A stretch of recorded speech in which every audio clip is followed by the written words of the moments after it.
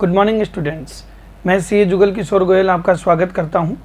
आज हम जो टॉपिक पढ़ने जा रहे हैं उसका नाम है ऑडिटिंग एंड अश्योरेंस।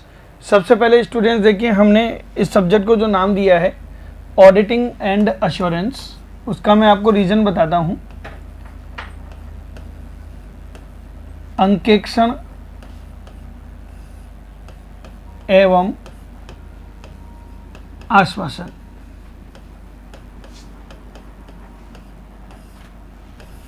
देखिए स्टूडेंट्स, मैंने इसको ऑडिटिंग के साथ अश्योरेंस शब्द क्यों ऐड किया है, इसका मैं आपको रीज़न बताने जा रहा हूँ। सबसे पहले आप ऑडिट के बारे में तो बहुत सारे लोगों ने सुना होगा, अश्योरेंस शब्द क्यों इसको कह रहे हैं वो भी आप समझेंगे। ऑडिटिंग क्या होती है, अगर मैं नॉर्मल शब्दों में बात करूँ, किसी भी स्टूडेंट से पूछता हूँ तो वो भी मुझे यही आंसर देते हैं। लेखा पुस्तकों में दर्ज लेन देनों को प्रमाणकों से सत्यापित करना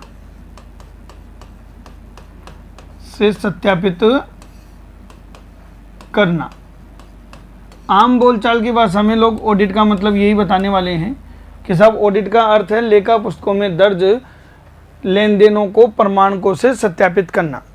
लेकिन स्टूडेंट्स, अगर हम बात करें आश्वासन शब्द की तो आपको यहाँ पे कंसेप्चुअल क्लियरिटी आएगी कि ऑडिटिंग का मतलब केवल इतना सा नहीं है कि लेखा पुस्तकों की जांच पड़ताल करना। मैं किसी भी स्टूडेंट से जब भी पूछता हूँ कि साहब ऑडिट का मतलब क्या समझते हो, तो वो एक ही बात बोलते हैं, सर बही खातों की जांच पड़ताल करना, लेखा पुस्तकों की जांच पड़ताल करना, और अपनी राय देना। कुछ ये भी बोल देते हैं वित्तीय विवरणों की जांच पड़ताल करना, संस्था की वित्तीय सूचनाओं की जांच पड़ताल करना। बहुत सारी बातें इस टाइप की मेरे सामने आती हैं और मुझे ये आंसर मिलता है। बच्चों, मैं यहाँ पे एक शब्द आपको बताना चाहूँगा कि ये आप जो बोल रहे हैं वो सब सही है, लेकिन एक चीज़ इसमें ज़रूर जोड़ें कि आप जो ये जांच कर रहे हैं वो जांच कैसी होनी चाहिए, स्वतंत्र जांच होनी चाहिए। कैसी जांच होनी चाहिए? स्वतंत्र जांच होनी चाहिए। एक ऑडिटर की इंडिपेंडेंट एग्जामिनेशंस होनी चाहिए और स्वतंत्र जांच करके अंकेक्षक अपनी रिपोर्ट में, रिपोर्ट मतलब प्रतिवेदन, अपनी रिपोर्ट में राय व्यक्त करता है। ऑडिटर अपनी रिपोर्ट में राय व्यक्त करता है। तो यहाँ पर एक क्वेश्चन ये रेज होता है कि सर वो राय व्यक्त क्यों करता है, गारंटी क्यों नहीं देता? इसलिए मैंने ये जो शब्द है आपका ऑडिट के साथ जोड़ा, क्या? आश्वासन। ऑडिटर कभी भी ऑडिट में गारंटी नहीं देता है, सिर्फ राय व्यक्त करता है। यहाँ तक की बातें समझ में आ गई स्टूडेंट्स? आप कहेंगे सर ऐसा क्यों? तो चलिए अब मैं उसके बारे में आपको जवाब देने जा रहा हूँ कि ऐसा क्यों है, ये एश्योरेंस शब्द हमने क्यों जोड़ा है ऑडिट के साथ। देखिए, अंकेक्षक किसकी जांच पड़ताल कर रहा है? वित्तीय सूचनाओं की। अंकेक्षक वित्तीय सूचनाओं की जांच पड़ताल कर रहा है, ठीक है। अब वित्तीय सूचनाओं की जांच पड़ताल करने के लिए उसे किस चीज़ की जरूरत है? प्रमाणकों की, लेखा पुस्तकों की। और ये प्रमाणक किसके द्वारा बनाए जाते हैं? ये प्रमाणक बनाए जाते हैं प्रबंधकों द्वारा। और प्रबंधक जो होते हैं वो पक्षपात कर सकते हैं, प्रमाणक झूठे हो सकते हैं, और आप झूठी चीज़ों को चेक कर रहे हैं तो गारंटी कहाँ से देंगे? इसलिए अंकेक्षक कभी भी गारंटी नहीं देता है, सिर्फ क्या देता है? अपना राय देता है। और इसीलिए अपन इस सब्जेक्ट को नाम दे रहे हैं auditing and assurance. Clear students? बहुत सारे लोग मुझे ये भी पूछते हैं, सर क्या अंकेक्षण वित्तीय सूचनाओं की है? क्या अंकेक्षण गैर वित्तीय सूचनाओं की नहीं होती? तो यहाँ मैं आपकी जानकारी के लिए बता दूं, अंकेक्षण का जो दायरा वर्तमान में गैर वित्तीय सूचनाओं तक भी फैल चुका है। जब अंकेक्षण का उदय हुआ था तब ये वित्तीय सूचनाओं से स्टार्ट हुआ था, लेकिन आज की डेट में गैर वित्तीय सूचनाओं का भी अंकेक्षण होता है। गैर वित्तीय सूचनाओं का अंकेक्षण का मतलब हो गया जैसे मैनेजमेंट ये जानना चाह रहा है कि हमारे प्रबंध में क्या कमियां हैं, तो हम उसको मैनेजमेंट ऑडिट कहते हैं, प्रबंध अंकेक्षण कहते हैं। मैनेजमेंट ये जानना चाह रहा है कि मेरे द्वारा जो ऑपरेशन किया जा रहा है, जो मैं संस्था को ऑपरेट कर रहा हूँ, क्या वो प्रभावी है, तो हम उसको ऑपरेटिंग ऑडिट परिचालन अंकेक्षण कहते हैं। किसी संस्था का समाज के ऊपर क्या प्रभाव पड़ने वाला है, तो हम उसको सोशल ऑडिट सामाजिक अंकेक्षण कहते हैं। क्लियर है? ऐसे बहुत सारे नाम मैं आपको बता सकता हूं जिनमें वित्तीय सूचनाओं का कोई लेना देना नहीं है, जो गैर वित्तीय सूचनाओं से रिलेटेड है और ऑडिट उनकी भी होती है। लेकिन हमारे स्टडी के पॉइंट ऑफ व्यू से हम अपने आप को लिमिट रखेंगे किससे? वित्तीय सूचनाओं के अंकेक्षण से। यहाँ तक क्लियर है स्टूडेंट्स? अब मैं आपको ऑडिट की डेफिनेशन बताता हूँ, और ये जो डेफिनेशन है बच्चों बहुत ही काम की डेफिनेशन है, जो स्टैंडर्ड ऑन ऑडिटिंग 200 में गिवन है। स्टैंडर्ड ऑन ऑडिटिंग अंकेक्षण मानक 200 में गिवन है, और अंकेक्षण मानक सदैव वित्तीय सूचनाओं पर ही लागू होती है। इसलिए ये जो परिभाषा है इसमें आप अंकेक्षण का अर्थ देखेंगे तो वो वित्तीय सूचनाओं तक ही सीमित रहेगी। क्लियर है? ऐसे कौन जारी करता है? Institute of chartered accountant of India ICI के द्वारा जारी ऐसे 200 के अनुसार ऑडिट की मैं आज आपको डेफिनेशन बताने जा रहा हूं। आप इस डेफिनेशन को बहुत ध्यान से समझेंगे जिससे कि आपको अंकेक्षण का ढंग से अर्थ समझ में आए, और यहाँ पे आपको बहुत सारी क्लियरिटी आनी शुरू हो जाएगी बच्चों, और आप ध्यान से समझेंगे। ये कह रहा है अंकेक्षण किसी भी संस्था के वित्तीय सूचनाओं की अंकेक्षण किसी भी संस्था के वित्तीय सूचनाओं की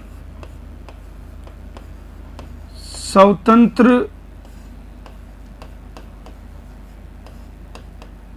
जांच है। अंकेक्षण किसी भी संस्था के वित्तीय सूचनाओं की स्वतंत्र जांच है। परिभाषा में और भी बहुत सारी बातें हैं जो ऐसे 200 में गिवन है, पहले मैं यहाँ तक का आपको एक्सप्लेन कराऊंगा। सबसे पहले इन्होंने एक शब्द यूज किया, अंकेक्षण किसी भी संस्था की, तो जरा हम इसके बारे में बात करते हैं। फिर दूसरा शब्द यूज किया इन्होंने वित्तीय सूचनाओं की, इसके बारे में भी हम डिस्कस करेंगे। और तीसरा शब्द यूज किया इन्होंने स्वतंत्र जांच है। बच्चों मैं आज आपको इस डेफिनेशन को बीच में ही छोड़ते हुए पहले इन 3 शब्दों को एक्सप्लेन करता हूँ, फिर मैं इस डेफिनेशन में और 2 बातें कराऊंगा, और ये 3 बातों में जाके ये डेफिनेशन पोर्शन कंप्लीट होगा। किसका? ऐसे 200 के अकॉर्डिंग ऑडिट की डेफिनेशन। सबसे पहले देखिए क्या कह रहा है, अंकेक्षण किसी भी संस्था के वित्तीय सूचनाओं की स्वतंत्र जांच है। यहाँ किसी भी संस्था से मतलब क्या है? ये जो हम शब्द यूज कर रहे हैं किसी भी संस्था, इसका मतलब क्या है? क्या ऑडिट किसी की भी हो सकती है? किसी की भी हो सकती है क्या ऑडिट? ये बताएं। मेरे पिताजी हैं, व्यापारी हैं, बिजनेस करते हैं, क्या उनकी ऑडिट हो सकती है? हाँ सर हो सकती है, व्यापारियों की तो ऑडिट होती है। ठीक है, एक व्यक्ति है जो धार्मिक संस्था चलाता है, क्या उसकी ऑडिट हो सकती है?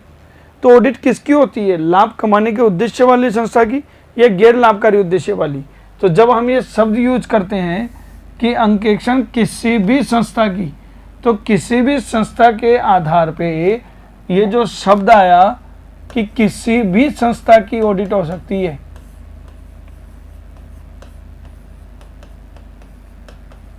इस शब्द के आधार पर मैं यहाँ पे 2 चीजें निकालना चाहूंगा कि जो अंकेक्षण है इसका मतलब 2 प्रकार का हो गया। अंकेक्षण कितने प्रकार का हो गया? 2 प्रकार का। एक जिनको ऑडिट करानी पड़ेगी, अनिवार्य है, जिसको मैं नाम दे दूं वैधानिक या अनिवार्य अंकेक्षण। वैधानिक या अनिवार्य अंकेक्षण। एक जिन्हें ऑडिट करवानी आवश्यक नहीं है लेकिन अपनी इच्छा से करवाना चाहें, तो करवा लें।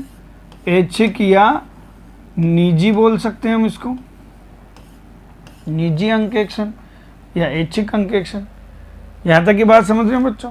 मैंने कहा अंकेक्षण किसी भी संस्था की, तो किसी भी संस्था का मतलब किसी की इच्छा है कि मेरी ऑडिट हो तो वो करवा सकता है, और किसी की इच्छा नहीं है फिर भी उसको करवानी पड़ेगी क्योंकि कानून में लिखा हुआ है।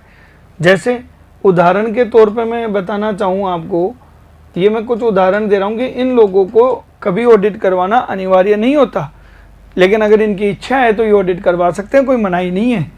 वो कौन कौन है? एक तो एकल स्वामित्व व्यापार। एकल स्वामित्व व्यापार मतलब जो एकल व्यापारी है, सोल प्रोप्राइटर है। आपने एक दुकान ओपन कर ली, जूस की दुकान, पान की दुकान, या आपने छोले कुलचे की दुकान, कुछ भी लगा ली, क्या आपकी ऑडिट होना जरूरी है? नहीं, लेकिन अगर आप चाहो तो हो सकती है, तो ये ऐच्छिक में आती है। ऐसे ही एक आपकी ऑडिट आती है HUF, Hindu undivided family, Hindu अविभाजित परिवार। बहुत सारे परिवार जो हैं वो मिलकर व्यापार करते हैं, ठीक है, चाचा जी, ताऊ जी, पापा, ये सब मिलकर व्यापार करते हैं, उसको हिंदू अनडिवाइडेड फैमिली कहते हैं। उनको भी ऑडिट करवाना जरूरी नहीं होता। और एक सिस्टम अपने देश में चलता है जिसका नाम है साझेदारी फर्म, पार्टनरशिप फर्म। इनको भी ऑडिट करवानी मैंडेटरी नहीं होती है। ये अपनी इच्छा से ऑडिट करवाना चाहें तो करवा सकते हैं, नहीं तो कोई बात नहीं। वैधानिक अंकेक्षण का मतलब हो गया जो कानून द्वारा अनिवार्य हो, जो किसी ना किसी कानून द्वारा क्या है, अनिवार्य किया गया है कि आपको ऑडिट करानी पड़ेगी। सर वो कौन से कानून होते हैं? जैसे एक ऑडिट हो सकती है आयकर अधिनियम के तहत, इनकम टैक्स एक्ट में बहुत सारी जगह पे लिखा हुआ है। सबसे मेन प्रोविज़न 44AB की सेक्शन का है आयकर अधिनियम के तहत। ये लोग भी आयकर अधिनियम में अगर आ जाते हैं तो इनके लिए फिर ये ऑडिट अनिवार्य हो जाती है। जैसे आयकर अधिनियम में लिखा हुआ है कि किसी का भी टर्नओवर अगर 1 करोड़ से ज़्यादा हो गया तो ऑडिट करवानी पड़ेगी, ठीक है। इस बजट में वो लिमिट 5 करोड़ कर दी गई है। तो अगर आयकर अधिनियम में लिखा हो तो चाहे वो एकल स्वामित्व हो चाहे कोई भी हो, अगर आप उस क्राइटेरिया में आ रहे हैं तो आपको ऑडिट करवाना मैंडेटरी है। और एक बात बता देता हूँ, जहाँ ऐच्छिक है वहाँ ऑडिट कोई भी कर सकता है, वहाँ उसका चार्टर्ड अकाउंटेंट होना जरूरी नहीं है। लेकिन जहाँ ऑडिट करवाना कानूनन द्वारा अनिवार्य है, वैधानिक है, वहाँ ऑडिट कौन करेगा? ओनली चार्टर्ड अकाउंटेंट ही करेगा। क्लियर है? और या फिर संबंधित अधिनियम में जो लिखा हुआ हो। ऐसे ही जितनी भी कंपनी है उनके ऊपर कंपनी अधिनियम के तहत, जैसा कि आप लोगों ने मेरे से पढ़ लिया है, कंपनी अधिनियम के तहत ऑडिट करवाना सभी कंपनियों को अनिवार्य है। ट्रस्ट को ऑडिट करवाना अनिवार्य है, सोसाइटी को ऑडिट करवाना अनिवार्य है। तो ऐसे बहुत सारे हैं जिनको ऑडिट करवाना अनिवार्य है। तो ये जो मैंने शब्द कहा, किसी भी संस्था, अंकेक्षण किसी भी संस्था का हो सकता है, इस शब्द की मैंने व्याख्या ये कर दी बच्चों कि किसी भी संस्था का तात्पर्य कि वैधानिक ऑडिट भी हो सकती है और ऐच्छिक भी हो सकती है। वैधानिक मतलब कानून द्वारा अनिवार्य, और ऐच्छिक मतलब उदाहरण दिया हुआ है कि आपकी इच्छा हो तो करवाओ, नहीं तो मत करवाओ। अब आपके दिमाग में क्वेश्चन आएगा कि सर संस्था का आकार क्या हो, क्या इससे फर्क पड़ेगा कि संस्था बहुत छोटी है, बहुत बड़ी है, या संस्था का उद्देश्य लाभ कमाना हो, क्या इससे कोई फर्क पड़ेगा? तो बच्चों जो मैंने आपको देखो डेफिनेशन बताई कि अंकेक्षण किसी भी संस्था के वित्तीय सूचनाओं की स्वतंत्र जांच है। इस डेफिनेशन में जो किसी भी संस्था का मैंने अर्थ बता दिया आपको। अब आप कहें सर आकार, प्रकार और लाभ उद्देश्य से फर्क पड़ेगा, तो आगे इस डेफिनेशन का नेक्स्ट लैंग्वेज यही है कि अंकेक्षण किसी भी संस्था के वित्तीय सूचनाओं की स्वतंत्र जांच है, भले ही संस्था का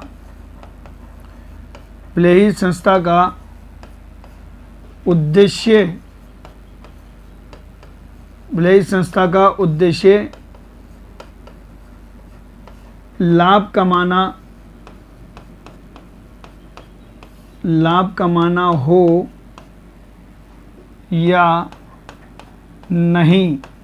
भले ही संस्था का उद्देश्य लाभ कमाना हो या नहीं, संस्था का जो मेन ऑब्जेक्ट है वो हमें कोई मायने नहीं रखता। ऑडिट किसी की भी हो सकती है और रही बात आकार प्रकार की, तो संस्था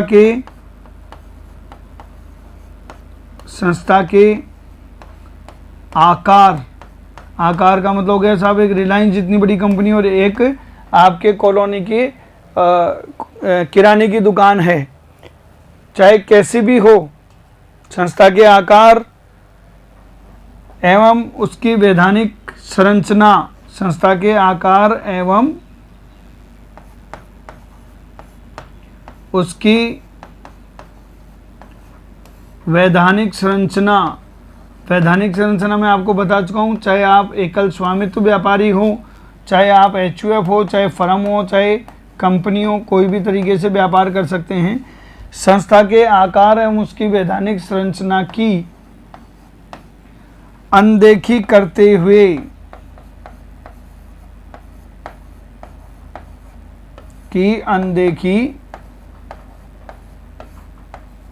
हुए अंकेक्षण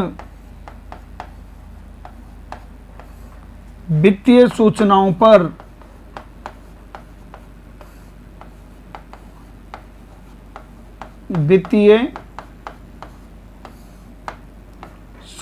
पर राय व्यक्त करने हेतु किया जाता है। क्लियर है? अब देखो यहाँ ये डेफिनेशन आपकी कंप्लीट हुई है। अब मैं इसको फिर से डिटेल में बताता हूँ। अंकेक्षण किसी भी संस्था, तो किसी भी संस्था का मतलब समझ गए, किसी भी संस्था का मतलब ये है चाहे उसका उद्देश्य लाभ कमाना हो या नहीं हो, ये तो हो गया संस्था का उद्देश्य, चाहे लाभ कमाना हो या नहीं हो ऑडिट उसकी भी होगी। फिर है संस्था का चाहे आकार कुछ भी हो, आकार चाहे कुछ भी हो, चाहे बहुत बड़ी संस्था हो चाहे बहुत छोटी संस्था हो, ऑडिट किसी की भी हो सकती है। सर किसी की भी हो सकती है या होनी जरूरी है? इसके लिए मैंने आपको बता ही दिया पहले ही कि साहब अंकेक्षण दो प्रकार का हो सकता है, वैधानिक और ऐच्छिक। वैधानिक का मतलब कानून द्वारा अनिवार्य, अलग अलग कानून में अलग अलग प्रावधान है, वो आपको ध्यान रखने होते हैं। ठीक है, जब मैंने कुछ एग्जाम्पल यहाँ पे बता दिए हैं। और एक होता है ऐच्छिक, कानून में कहीं लिखा हुआ नहीं, आपको ऑडिट कराने की जरूरत है, आप नहीं कराओगे कोई दिक्कत नहीं है। ठीक है, जहाँ कानून द्वारा अनिवार्य होता है वहाँ नहीं कराओगे, पेनल्टी लगती है। यहाँ ऐच्छिक अंकेक्षण है, पेनल्टी का कोई काम नहीं है। और ऑडिट अगर कराना चाह रहे हो तो कराओ, नहीं तो मत कराओ, ये आपकी इच्छा है। ये मैंने कुछ उदाहरण दे दिए। और जहाँ ऐच्छिक अंकेक्षण होती है वहाँ अंकेक्षक की योग्यता निर्धारित नहीं होती, लेकिन जहाँ वैधानिक अंकेक्षण होता है तो संबंधित कानून में लिखा हुआ रहता है भैया तुमको ऑडिट करानी जरूरी है। क्लियर है? तो ये जो हमारा टॉपिक पढ़ा हमने क्या, कि संस्था के आकार, अंकेक्षण किसी भी संस्था का हो सकता है, तो संस्था का आकार कुछ भी हो। चाहे रही बात उसकी वैधानिक संरचना की, तो वैधानिक संरचना चाहे आप किसी भी फॉर्मेट में आप व्यापार शुरू कर दें, चाहे एकल स्वामित्व के रूप में करें, चाहे साझेदारी फर्म के रूप में करें, चाहे आप एचयूएफ के रूप में व्यापार कर रहे हैं, चाहे आप कंपनी बना लो, चाहे सोसाइटी बना लो, चाहे ट्रस्ट बना लो, वॉट एवर यू वांट।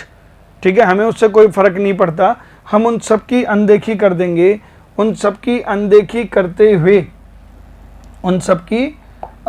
करते हुए अंकेक्षण वित्तीय सूचनाओं पर राय व्यक्त करने के लिए किया जाता है। तो बच्चों ये जो शब्द है वित्तीय सूचनाओं पर राय व्यक्त, ये ऑडिट का ऑब्जेक्ट हो गया। अंकेक्षण का उद्देश्य मैं इसको भी आगे डिटेल में बताऊंगा। तो हमारी परिभाषा का एक पॉइंट आपने डिटेल में समझ लिया कि किसी भी संस्था के। क्लियर है? फिर हम इस परिभाषा के दूसरे पॉइंट पर चलते हैं कि किसी भी संस्था के वित्तीय सूचनाओं से। अब यहाँ देखिए नेक्स्ट टॉपिक जो है हम पढ़ने जा रहे हैं वित्तीय सूचनाओं से। अंकेक्षण किसी भी संस्था के वित्तीय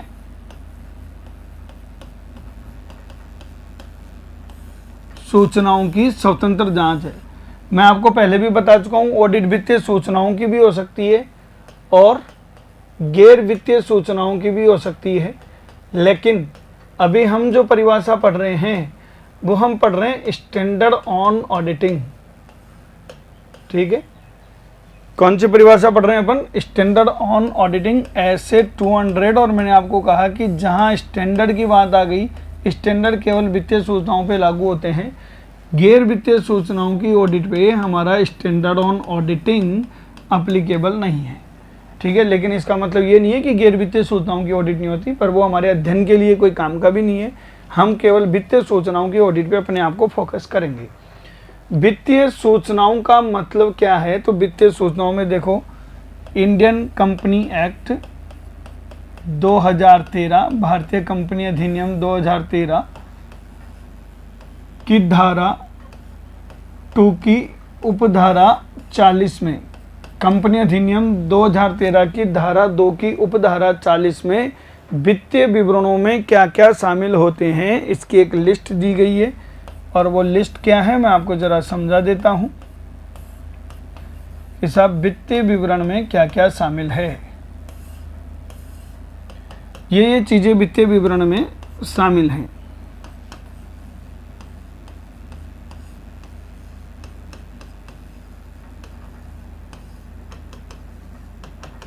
क्या क्या चीज़ें शामिल हैं बच्चों? सबसे पहले आपका आता है आर्थिक चिट्ठा, बैलेंस शीट बोलते हैं जिसे आप, बैलेंस शीट। और बैलेंस शीट किसी भी कंपनी की आर्थिक स्थिति को प्रदर्शित करता है कि आखिर उसकी स्थिति क्या है। ये आपकी स्थिति को बताता है कि आपके पास में शुद्ध दायित्व है या शुद्ध संपत्ति है। दूसरा, आपने जो पूरी साल क्रियाकलाप किए उसके परिणामों को बताता है लाभ हानि खाता, लाभ हानि खाता जिसे आप बोलते हो profit and loss account, P&L। ये आपके द्वारा किए गए कार्यों के परिणामों को बताता है कि संस्था के रिजल्ट्स क्या रहे। तीसरा बच्चों, एक और चीज इसमें जुड़ती है, उसका नाम है नगद प्रवाह विवरण, कैश फ्लो स्टेटमेंट, नगद प्रवाह विवरण, ठीक है, जिसको आप कैश फ्लो स्टेटमेंट कहते हैं। ये आपको नगद की स्थिति बताता है कि पैसा कहाँ से आया और कहाँ आपका पैसा गया और क्लोजिंग बैलेंस आपका क्या है, ठीक है। इसके बाद बच्चों ये वाली चीज़ बच्चे बहुत कंफ्यूज रहते हैं कि ये क्या वित्तीय विवरणों का भाग है जिसे आप नोट्स टू अकाउंट्स कहते हो, लेखों पर टिप्पणी, लेखों पर टिप्पणी जिसे हम क्या कहते हैं, नोट्स टू अकाउंट्स। तो बहुत सारे बच्चे सोचते हैं सर क्या ये वित्तीय विवरण का भाग है या नहीं है, ठीक है। आप कहें सर ये होता क्या है? देखिए बच्चों, टिप्पणी के बिना तो आपके balance sheet, profit and loss account सब अधूरे हैं, इनका तो कोई अर्थ ही नहीं निकलता। आप कहें सर कैसे? चलो मैं आपको एक मजाक में किस्सा सुनाता हूँ, ठीक है ना, तो उससे आपकी चीज़ें समझ में आएंगी। थोड़े दिन पहले की बात है, अच्छा पहले मैं आपको किस्सा सुनाने से पहले बता दूं, ये मेरी पुरानी आदत है। जो मेरे स्टूडेंट हैं वो मेरे को जानते हैं, जो नहीं हैं, जो बनने जा रहे हैं वो भी मेरे को जान जाएंगे थोड़े दिनों में। मैं बहुत सारे जोक करता रहता हूँ, थ्योरी सब्जेक्ट है, जोक करना मेरे लिए मैंडेटरी हो जाता है। और ख़ासकर मैं जोक करता हूँ मेरी वाइफ के ऊपर, तो वाइफ भी मेरी है तो मेरा राइट भी है, ठीक है। ये सब जोक मैं जो कर रहा हूँ ये काल्पनिक है। इस धारावाहिक के सभी पात्र और घटनाएं क्या हैं बच्चों, काल्पनिक है, इनका किसी व्यक्ति से कोई लेना देना नहीं है। तो वो जोक मैं आपको बताता हूँ। मेरे क्लाइंट हैं, ठीक है, मैं प्रैक्टिसिंग चार्टर्ड अकाउंटेंट हूँ तो मेरे पास क्लाइंट्स भी हैं। मेरे एक क्लाइंट हैं, उनका कोई प्रोग्राम था, उन्होंने मुझे इनवाइट किया और कार्ड दिया साहब उन्होंने, और कार्ड के ऊपर मेरा नाम लिख के ब्रैकेट में लिख दिया सह परिवार। तो मेरी वाइफ ने कहा जी आज वो प्रोग्राम है, अपने को चलना है। मैंने कहा अपने को मतलब मेरे को जाना है, मैं चला जाऊँगा। बोला नहीं नहीं वो सह परिवार लिखा हुआ है, आपका कोई और परिवार थोड़ी है। मैंने कहा परिवार तो तू ही है, तो फिर चलेंगे शाम को। मैंने कहा देख अब ऐसा है, ये हमारी थोड़ी सी पार्टी का मामला है, तो वहाँ टाइमिंग का ध्यान रखना। मैं शाम को 6 बजे तुझे लेने आ जाऊँगा, मुझे फिक्स 6 बजे रेडी मिल जाना, 6:30 बजे अगर तू रेडी मिलेगी तो मैं छोड़ जाऊँगा। बोला नहीं नहीं बिल्कुल 6 बजे रेडी मिलूँगी। ठीक है साहब। मैं शाम को 6 बजे घर पहुँचा तो देवी जी तैयार होके बैठी एकदम। मैंने कहा आज तो क्या बात है। मैं कहा लो चलो लेट हो रही है चलते हैं। वो मेरी तरफ देखी जा रही है। मैं कहा जी चलो चलते हैं। बोले 1 मिनट रुको। वापस कमरे में घुस गई, 15 मिनट बाद में आई। मुझे ये बताओ वो 15 मिनट क्या करने गई थी? मेकअप करने वापस से। तो मैंने क्या गलती कर दी? मैंने गलती ये कर दी कि जब वो वहाँ बैठी हुई थी तो मुझे पहले उसके ऊपर कमेंट करना था कि क्या खूब लग रही हो, नहीं तो उनका क्या है मेकअप कंप्लीट नहीं होता। ऐसे ही अकाउंट्स में जो लेखों पर टिप्पणी है ना बच्चों, उसके बिना ये जो मेकअप किया है ना अपने बैलेंस शीट और ये सब बकवास है। आप कहें कैसे सर? चलो बैलेंस शीट से दिखाता हूँ मैं आपको, मैं मेरी बैलेंस शीट बताता हूँ, ठीक है। मेरे पास में फिक्स असेट्स हैं, स्थायी संपत्तियां हैं 1 करोड़ की, समझ रहे हो बच्चों? क्लियर है? कितने की है मेरे पास में फिक्स असेट्स? 1 करोड़ की मेरे पास फिक्स असेट्स हैं। मेरे पास में करंट असेट्स हैं, करंट असेट्स जानते हो ना, कैश, स्टॉक वगैरह, ज्वेलरी ये सब 50 लाख की। ऐसे करके 1.5 करोड़ की मेरे पास में संपत्तियां हो गई। अब मैं इधर लायबिलिटी साइड में बता दूं बच्चों, मेरी जो कैपिटल है वो है 40 लाख की, और मैंने बैंक से लोन ले रखा है, सिक्योर्ड लोन 1 करोड़ 10 लाख का। ऐसे करके 1.5 करोड़ का मेरा ये बैलेंस शीट है। कोई भी इस बैलेंस शीट को देखेगा तो एक ही बात बोलेगा, यार बड़ा गरीब सी है बेचारा, इसके पास में 1.5 करोड़ की संपत्ति है तो 1 करोड़ 10 लाख का क्या है? कर्जा है। 40 लाख की औकात है इसकी खाली। अगर इस बैलेंस शीट को देखोगे तो ऐसे लगेगा। मैं अगर इस बैलेंस शीट के नीचे नोट्स टू अकाउंट्स में एक बात लिख दूं, केवल एक बात लिख दूं, एक शब्द लिख दूं, तो देखो इसका मेकअप कंप्लीट हो जाएगा। और वो क्या लिख दूं कि स्थायी संपत्तियों को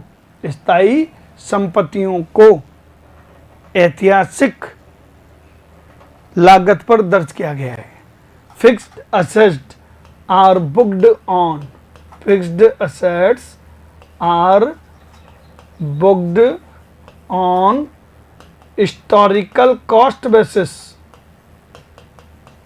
हिस्टोरिकल कॉस्ट बेसिस। अगर मैं केवल इतनी सी बात लिख देता हूं कि स्थायी संपत्तियों को ऐतिहासिक लागत पे दर्ज किया गया है, तो शायद आपकी नजर मेरे लिए अलग हो जाए, क्योंकि अब आप क्या करेंगे, इन स्थायी संपत्तियों का मार्केट वैल्यू निकालेंगे। मार्केट वैल्यू निकाला तो मालूम चला कि मार्केट वैल्यू 5 करोड़ है, तो आप कहेंगे यार 5 करोड़ के सामने 1 करोड़ के ही कर्जे हैं, 4 करोड़ की इस आदमी की नेटवर्थ है, देन ओके। बात समझ में आ रही है ना? तो जब तक लेखों पर टिप्पणी नहीं करेंगे आपको वित्तीय विवरण समझ में नहीं आएंगे। तो लेखों पर टिप्पणी में नॉर्मली क्या चीज आती है? अकाउंटिंग पॉलिसी, लेखांकन नीति। क्लियर है बच्चों? इसलिए ये भी वित्तीय विवरण का ही एक भाग है। और लास्ट वित्तीय विवरण के भाग में जो कंपनी एक्ट में लिखा हुआ है और केवल कंपनी के लिए रिलेवेंट है, समता अंशों में परिवर्तन के विवरण। समता अंशों में परिवर्तन के विवरण। देखिए कंपनी के जो शेयर्स होते हैं, जो अंश होते हैं, उनकी यही तो खास बात होती है कि वो आसानी से हस्तांतरण नहीं होते हैं। आज मेरे पास शेयर है, मैं किसी और को बेच देता हूँ तो मैं शेयर होल्डर नहीं रहा, कोई और हो गया। तो पूरी साल में जो भी इक्विटी शेयर्स में चेंजेज आए उसका एक स्टेटमेंट बनेगा और वो भी वित्तीय विवरण का भाग होगा। और ये जो भी वित्तीय विवरण में आ रहे हैं उन सबकी ऑडिट कौन करेगा? ऑडिटर करेगा। इसलिए आपको ये समझ में आना चाहिए कि जो मैंने शब्द यूज किया वित्तीय सूचनाओं, तो वित्तीय सूचनाओं में मैं इसका मतलब किन किन चीज़ों की ऑडिट कर रहा हूँ।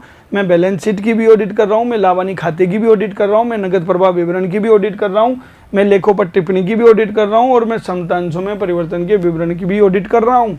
मैं इन सब की ऑडिट कर रहा हूँ बच्चों। क्लियर है? यहाँ तक का समझ में आ गया? चलिए तो एक बार देखिए वापस से अपनी परिभाषा पे आते हैं। परिभाषा कह रही है अंकेक्षण किसी भी संस्था के वित्तीय सूचनाओं की क्या है? स्वतंत्र जांच है। क्या है? स्वतंत्र जांच। अब मैं आपको स्वतंत्रता की डेफिनेशन बताऊंगा कि स्वतंत्रता का मतलब क्या है, स्वतंत्रता को लेकर हमें क्या खतरे हैं। ठीक है, फिर मैं आपको बताऊंगा कि साहब इस पर राय क्यों व्यक्त की जाती है, गारंटी क्यों नहीं दी जाती और राय कैसी दी जाती है, आखिर उसका उद्देश्य क्या है, ये सारी चीज़ें मैं आपको पढ़ाऊंगा। लेकिन यहाँ तक का एक बार हम अपनी स्लाइड से रिवाइज कर लेते हैं बच्चों। देखिए इससे पहले और भी डेफिनेशन है जो हम बाद में स्टडी करेंगे, पहले मैं आपको बेसिक बता देता हूँ। ICAI के institute of chartered accountant of India के स्टैंडर्ड ऑन ऑडिटिंग 200, क्योंकि ये किसने लॉन्च किया है? ICAI ने लॉन्च किया है। ऐसे 200 और एक कमेटी होती है IFAC, इंटरनेशनल फेडरेशन की अकाउंटिंग कमेटी बोल सकते हो। इसकी फुल फॉर्म होती है council of international federation of accountant. ये इंटरनेशनल फेडरेशन एक अंतर्राष्ट्रीय संस्था है। इन दोनों ने सेम डेफिनेशन दी है, और वो क्या डेफिनेशन दी है जो आपने अभी अभी मेरे से पढ़ी। पहला पॉइंट क्या पढ़ा? देखो, अंकेक्षण किसी भी संस्था के किसी भी संस्था के वित्तीय सूचनाओं की स्वतंत्र जांच है। किसी भी संस्था की वित्तीय सूचनाओं की स्वतंत्र जांच है, चाहे संस्था का उद्देश्य लाभ कमाना हो या नहीं हो, संस्था के आकार, उसकी वैधानिक संरचना, इनकी अनदेखी कर दो। चाहे संस्था छोटी हो चाहे बड़ी हो, चाहे इंडिविजुअल हो चाहे एचयूएफ हो चाहे कंपनी हो, अनदेखी कर दो। किस उद्देश्य के साथ किया जाएगा, किस उद्देश्य के साथ, देखो यहाँ उद्देश्य की बात कर रहा है कि वित्तीय सूचनाओं पर आप क्या कर सकें, राय व्यक्त कर सकें, वित्तीय सूचनाओं पर राय व्यक्त कर सकें, इस उद्देश्य के साथ ऑडिट की जाती है। क्लियर है स्टूडेंट्स, यहाँ तक की बातें समझ में आ गई। फिर मैं इनको अब एक्सप्लेन कर रहा हूँ डिटेल में। पहला मैंने कहा किसी भी संस्था, किसी भी संस्था शब्द का अर्थ ऑडिट दो प्रकार की हो गई। कौन कौन सी? ऐच्छिक और अनिवार्य। अब ऐच्छिक और अनिवार्य का क्या अर्थ है? ऐच्छिक बोल दो, निजी बोल दो, वैकल्पिक बोल दो, अनिवार्य बोल दो या वैधानिक बोल दो। यहाँ तक की बातें समझ में आ गई बच्चों? क्लियर है? ठीक है। ऐच्छिक और वैधानिक क्या होती है मैं आपको ऑलरेडी समझा चुका हूँ। दूसरा नोट करके मैंने समझाया, देखो वित्तीय विवरण। वित्तीय विवरण का मतलब क्या है? कंपनी अधिनियम 2013 की धारा 240 में बताया गया, मैं आपको पहले ही बता चुका हूँ। क्या क्या शामिल है वित्तीय विवरण में? बैलेंस शीट आर्थिक स्थिति बताती है, प्रॉफिट एंड लॉस परिणाम बताते हैं, कैश फ्लो स्टेटमेंट नगद स्थिति बताते हैं, नोट्स टू अकाउंट्स लेखों पर टिप्पणी होती है, लेखांकन नीतियाँ बताते हैं, और एक समतांशों में परिवर्तन के विवरण। क्लियर है? अब यहाँ एक चीज़ और समझो बच्चों, ये जो कैश फ्लो स्टेटमेंट की बात अगर मैं करूँ, कैश फ्लो स्टेटमेंट की अगर मैं बात करूँ, तो बच्चों ये जो कैश फ्लो स्टेटमेंट है ये सब संस्था के लिए बनाना ज़रूरी नहीं है, क्योंकि बहुत सारी संस्थाएं ऐसी होती हैं जिनमें इतना फ्लो ही नहीं होता, इतना कैश का फ्लो ही नहीं होता, बहुत कम ट्रांजेक्शन्स होते हैं, तो उनको माफ़ कर दिया गया है। कौन कौन है? एक तो 1% कंपनी। 1% कंपनी एकल व्यक्ति कंपनी होती है, एक तरह की सोल प्रोप्राइटरशिप हम जैसा, ये बस कंपनी के रूप में रजिस्टर्ड है। एक होती है स्मॉल कंपनी। स्मॉल कंपनी का मतलब क्या होता है? जिसकी पेडअप कैपिटल 50 लाख से ज़्यादा ना हो और जिसका टर्नओवर 2 करोड़ से ज़्यादा नहीं हो और जो कंपनी एक्ट में रजिस्टर्ड है as a private limited company, वो स्मॉल कंपनी कहलाती है। और निष्क्रिय कंपनी, जिसमें कोई लेन देन ही नहीं हो रहे, तो कैश फ्लो कहाँ से आएगा? इन 3 कंपनियों के लिए कैश फ्लो स्टेटमेंट बनाना अनिवार्य नहीं है। इन 3 को आपको कैश फ्लो स्टेटमेंट बनाने की देने की जरूरत नहीं है, बाकी सब वित्तीय विवरण के मामले में शामिल होंगे।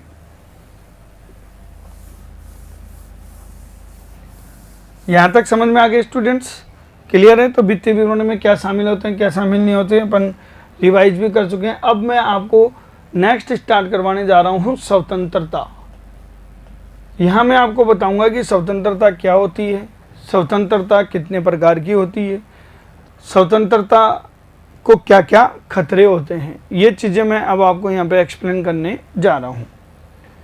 क्लियर है स्टूडेंट्स? क्योंकि मैंने आपको डेफिनेशन में बताया कि अंकेक्षण किसी भी संस्था के वित्तीय सूचनाओं की क्या है? स्वतंत्र जांच है। क्या है? स्वतंत्र जांच है। क्लियर है? तो आज मैं आपको स्वतंत्रता के ऊपर कमेंट करने जा रहा हूँ, आप देखेंगे। बच्चों अगर ऑडिट में से ये शब्द हटा देना आप स्वतंत्रता, तो ऑडिट का अर्थ का अनर्थ हो जाएगा, क्योंकि ऑडिट का मूल मंत्र है स्वतंत्रता। आपके सर कैसे? चलो एक एग्जाम्पल से मैं पूछता हूँ, बहुत सिंपल सा एग्जाम्पल और बिल्कुल प्रैक्टिकल एग्जाम्पल। अगर आपको ये समझ में आ गया तो स्वतंत्रता समझ में आ गई, नहीं तो नहीं आया। आप कहें सर कैसे, जरा बताना। मेरा नाम CA जुगल किशोर गोयल है। अब गोयल है इसका मतलब मैं बढ़िया हूँ साहब, महाजन, और महाजनों के हिस्से में व्यापार आया है। हमारे ख़ानदान में मैं पहला बंदा हूँ जो पढ़ लिख के CA बन गया, बाकी तो सबने व्यापार ही किया है साहब, तो मेरे पापा भी व्यापारी हैं। अब मैं एक बहुत सिंपल सी क्वेश्चन पूछ रहा हूँ आपसे, आपको खाली उसका जवाब देना है। मेरे पापा का व्यापार है, उनको ऑडिट करवाना मैंडेटरी है, क्या मैं ऑडिट कर सकता हूँ क्या? बहुत सिंपल सा क्वेश्चन। अच्छा चलो आपको ये बता देता हूँ, ऑडिट करने के लिए योग्य व्यक्ति होते हैं चार्टर्ड अकाउंटेंट, जो मैं हूँ। तो क्या मैं ऑडिट कर सकता हूँ? अच्छा मैं ऑडिट भी करता हूँ, और बता देता हूँ मैं प्रैक्टिसिंग चार्टर्ड अकाउंटेंट हूँ, मैं ऑडिट भी करता हूँ। तो क्या मैं ऑडिट कर सकता हूँ मेरे पापा की या नहीं कर सकता?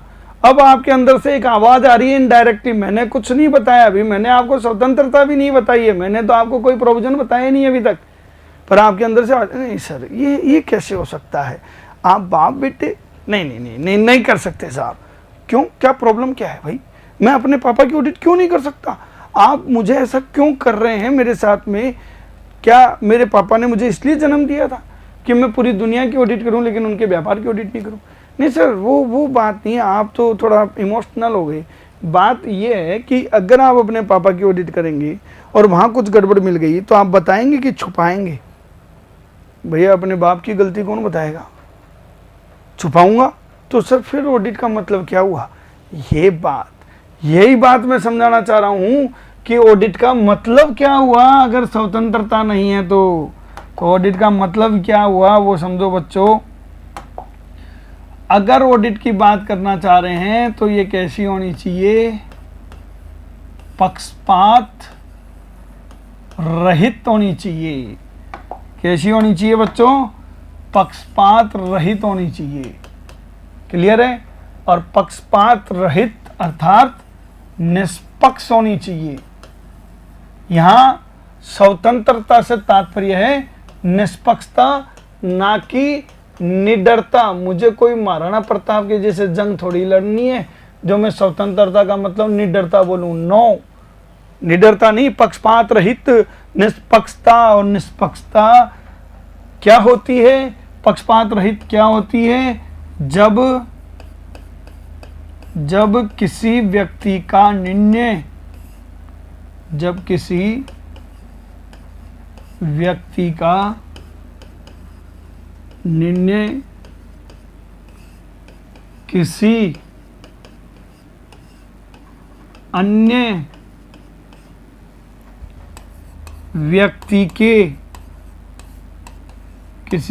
व्यक्ति के निर्णय पर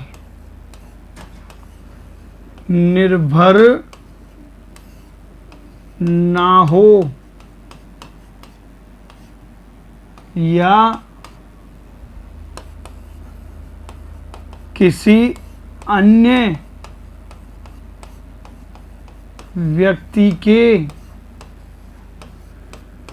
अधीन ना हो।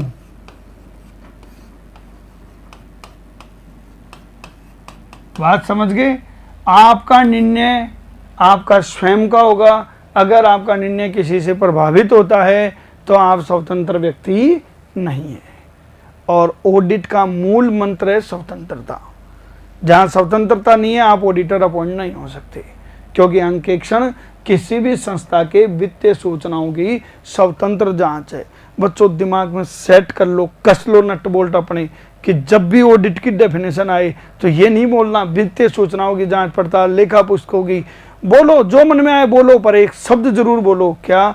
कि वित्तीय सूचनाओं की स्वतंत्र जांच पड़ताल, लेखा पुस्तकों की स्वतंत्र जांच पड़ताल, क्योंकि स्वतंत्रता है तो ऑडिट है, अदरवाइज ये ऑडिट हो ही नहीं सकती। बात समझ में आ गई? अच्छा, अब ये बताओ स्वतंत्रता होनी चाहिए कि नहीं होनी चाहिए? सर होनी चाहिए ना, आप ही ने कहा ना, नहीं तो ऑडिटर कैसे बनेंगे आप? चलो एक और एग्जांपल बताता हूँ। मैं और मेरे पापा का ही एग्जांपल ले लेते हैं। मेरे पापा और मैं स्वतंत्र हैं, क्योंकि हम लोग देखो बढ़िया है, हमारे क्या है ना, बाप बड़ा ना भैया, सबसे बड़ा रुपया। तो मैंने कहा भैया पैसे दे दो, ऑडिट कर दूंगा, चाहे बाप हो अपने घर पे है भैया, घर पे हिसाब तिजोरी एक होगी, पर व्यापार अपनी जगह है। तो साहब पापा से पैसे भी ले लिए मैंने, ऑडिट भी कर दी। अब वो ऑडिट रिपोर्ट लेके मेरे पापा बैंक में गए कि साहब लोन दे दो। बैंक मैनेजर ने ऐसी बातों में पूछे, साहब ये आपको ऑडिटर साहब कौन है? तो उनका साहब मेरा बेटा है। बैंक मैनेजर ने फाइल ही वापस कर दी, बोला ले जाओ, लोन ऑन नहीं मिलेगा। पापा ने कहा क्यों, क्या बात हो गई साहब? आपने कहा था ऑडिट है कि नहीं? ऑडिट है ना। नहीं मुझे क्या मालूम तुम बाप बेटों ने क्या गुल खिला रखा है। मेरे पापा वहाँ चिल्लाने लग गए कि अरे हम बढ़िया बढ़िया, हमारे यहाँ बाप बड़ा ना भैया, सबसे बड़ा रुपया। बैंक मैनेजर के समझ में नहीं आ रही बात। तो बच्चों स्वतंत्रता होनी नहीं चाहिए, स्वतंत्रता दिखाई भी देनी चाहिए। समझ गए? तो स्वतंत्रता के दो पार्ट कर दिए मैंने। स्वतंत्रता के कितने पार्ट कर दिए? दो। कौन कौन से? एक तो आपका पार्ट हो गया साहब जो दिखाई दे रही है, प्रकटन की स्वतंत्रता, कि लोगों को दिखाई देनी चाहिए, महसूस होनी चाहिए। रियलिटी में होनी भी चाहिए प्रकटन की स्वतंत्रता, लोगों को महसूस होनी चाहिए कि हाँ सामने वाला स्वतंत्र है। और एक मस्तिष्क की स्वतंत्रता, मस्तिष्क की स्वतंत्रता का मतलब कि आपका दिमाग किसी के अधीन नहीं हो। तो बच्चों ये हो गया स्वतंत्रता का कॉन्सेप्ट। Clear students? अब हम वापस डेफिनेशन पे चलते हैं। देखिए अंकेक्षण क्या है, इसके बारे में मैंने आपको क्या बताया कि अंकेक्षण किसी भी संस्था के वित्तीय सूचनाओं की स्वतंत्र जांच है। तो किसी भी संस्था का अर्थ समझ गए, वित्तीय सूचनाओं का अर्थ समझ गए, स्वतंत्र जांच का अर्थ समझ गए। ठीक है, स्वतंत्र जांच में मैं अब आपको एक दो चीजें और बता रहा हूं। तो स्टूडेंट्स अब हम स्वतंत्रता का जो टॉपिक हमने स्टडी किया है उसको मैं एक बार स्लाइड से भी दिखवा देता हूं। देखिए स्वतंत्रता, इंडिपेंडेंसी की जो डेफिनेशन हमने पढ़ी है अभी, ये किसने बताई है? ये ICAI ने, institute of chartered accountant of India ने स्वतंत्रता के ऊपर एक टिप्पणी जारी करी है, गाइडेंस नोट जारी किया है। और उस टिप्पणी के अनुसार स्वतंत्रता का अर्थ क्या है, जैसा कि मैंने आपको बताया, कोई भी ऐसी पावर जो आपको पक्षपात रहित निर्णय लेने की मजबूती प्रदान करती है कि आप पक्षपात रहित काम कर सकते हो, किसी के दबाव में आए बिना काम कर सकते हो, जो निर्णय आपका है वो आप निर्णय ले सकते हो। ये वो शक्ति है जो अंकेक्षक को पक्षपात रहित निर्णय लेने की मजबूती प्रदान करता है। दूसरी बात मैं आपको ऑलरेडी समझा चुका हूँ कि स्वतंत्रता सभी विवेकपूर्ण बुद्धि वाले व्यक्तियों को दिखाई भी देनी चाहिए, होनी ही नहीं चाहिए, लोगों को दिखाई भी देनी चाहिए, क्योंकि स्वतंत्रता के ऊपर ही पूरी अकाउंटिंग सिस्टम टिका हुआ है। अगर इंडिपेंडेंसी है तो अकाउंटिंग की वैल्यू है, अदरवाइज कोई वैल्यू नहीं है, कोई ऑडिट की वैल्यू नहीं है, कोई अकाउंट्स की वैल्यू नहीं है। स्वतंत्रता है तो लोगों में एक विश्वास जनरेट होगा, और जब विश्वास जनरेट होगा तो ही लोग आपकी वैल्यू करेंगे। ICAI ने एक मार्गदर्शन टिप्पणी जारी करके क्लियर कट इसकी डेफिनेशन दे दी कि स्वतंत्रता का तात्पर्य क्या है। ICAI ने यह कहा कि स्वतंत्रता का तात्पर्य किसी भी व्यक्ति की ऐसी स्थिति, अगर आप इस पोजीशन में हो कि आपका निर्णय किसी दूसरे के अधीन या किसी दूसरे की इच्छाओं से प्रभावित नहीं होता है, आपका निर्णय किसी के अधीन नहीं है, किसी की इच्छाओं से प्रभावित नहीं है, तो जाहिर सी बात है आप स्वतंत्र व्यक्ति हो। क्लियर है स्टूडेंट्स? स्वतंत्रता किसी भी व्यक्ति की क्या होती है बच्चों? मानसिक स्थिति। क्योंकि देखो स्वतंत्रता आपके दिमाग की सोच है। आप देखो अंग्रेजों के ज़माने में अगर मैं पैदा होता तो मैं वहाँ भी कोई ऑफिसर होता अंग्रेजी हुकूमत का, मैं भगत सिंह नहीं बनता। ठीक है, लेकिन साहब भगत सिंह को इतनी ज़बरदस्त दिमाग में फीलिंग आई कि मैं गुलाम हूँ, मुझे स्वतंत्रता चाहिए, तो सब छोटी सी उम्र में फंदे पे लटकना मंजूर किया, लेकिन उन्होंने गुलामी लेना महसूस नहीं किया, लेकिन हमें लगा ही नहीं। तो सब हर व्यक्ति की अपनी अपनी दिमाग की सोच है, मानसिक स्थिति है कि वो स्वतंत्र है या नहीं है, और एक उसका खुद का व्यक्तिगत क्या है, चरित्र है। अगर आप ईमानदार हो तभी तो स्वतंत्र रहेंगे, अगर आप में ईमानदारी नहीं है तो स्वतंत्रता का तो क्वेश्चन ही रेज नहीं होता। आप रिश्वत ले लेंगे, आप सामने वाले के अकॉर्डिंग रिपोर्ट देना शुरू कर देंगे। तो ये एक व्यक्ति की मानसिक स्थिति और व्यक्तिगत चरित्र है। मैं तो नटसेल में एक बात कहना चाहूँगा बच्चों, ना केवल ऑडिट की, जितने भी प्रोफेशन है, चाहे वो डॉक्टर हो, चाहे इंजीनियर हो, चाहे वकील हो, कोई भी हो, प्रत्येक प्रोफेशन में इंडिपेंडेंसी होनी मस्ट है। आप कहें सर क्यों ज़रूरी है इंडिपेंडेंसी? बच्चों इसका बहुत सिंपल सा लॉजिक है, अगर आप स्वतंत्र ही नहीं हो तो आपकी ऑडिट का कोई सेंस ही नहीं है, आपके ऊपर लोग विश्वास ही नहीं करेंगे। तो ये आज आपने स्वतंत्रता का टॉपिक पढ़ा। आज इतना ही करते हैं। I think you understand, enjoy, thank you very much.